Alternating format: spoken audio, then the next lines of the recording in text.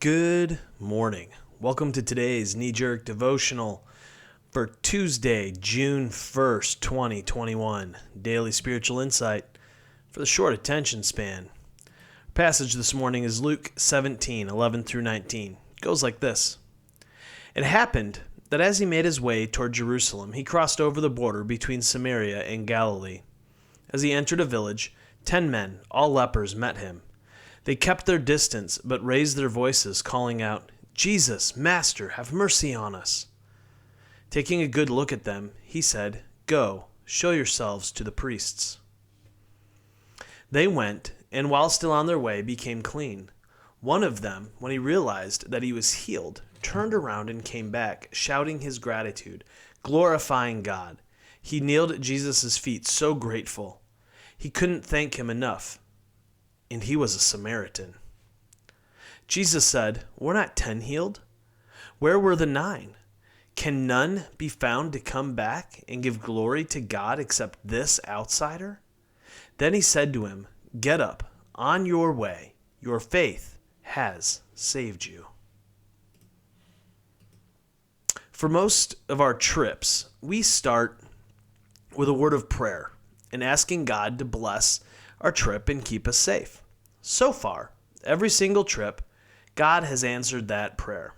Pretty great, right? I mean, you would think that when we arrived at our destination, we would be grateful that God answered our prayer. You would think we would stop and be grateful. Perhaps we might offer a prayer of thanksgiving. We don't. Why? I don't know. Other than we expect God to answer our prayer, and in so doing, God has simply done our bidding as we expect God to do. The other alternative is that we simply pray because it's a thing we do, and we don't really believe that God has much to do with getting us to our destination safely.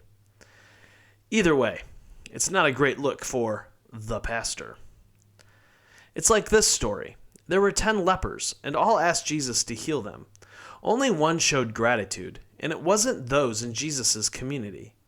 It was the one on the outside of his ethnic community. Notice that Jesus' healing wasn't determined by their noticing.